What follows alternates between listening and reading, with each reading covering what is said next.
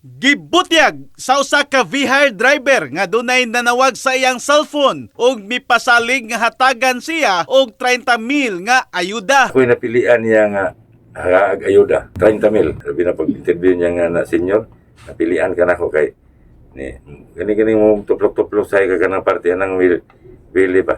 Na mga kanonon.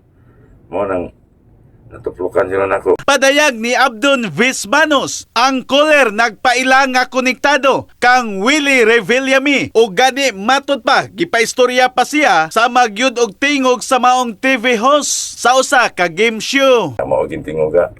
Scam ra din na di ay. Mo nang nakuha gyud ko kay tungod sa tingog niya siya magyud na nang tana bagay singalan nimo Abdon do daw ko nakasuon na siya sa tingog ni Willie og dili man ganito record kay edad ni mo ron Abdon ko nga 69 na kaya well yung ba siya senior na ka nang ikay akong napilian nga ayudahan og matud pa ni Vismanos naalimungawan siya dihang kalit dunay nanawag kaniya.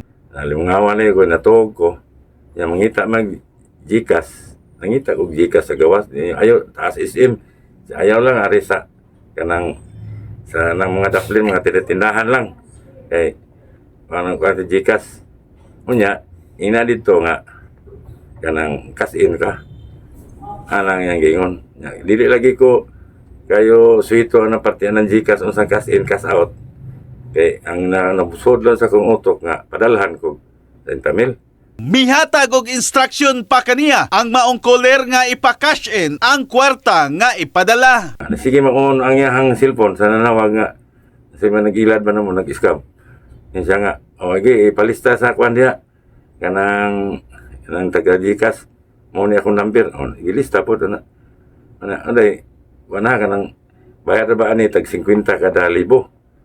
Yan nga, okay ra kayo, kapinan pa niya. Tungod sa hitabo, human nga midangop sa presinto sa kapulisan ang VR driver. Midangop dayon siya sa Brigada Action Center aron mahatagan siya og dugang katinawan sa hitabo nga kasamtangang padayon pa nga gisubay sa Brigada Action Center.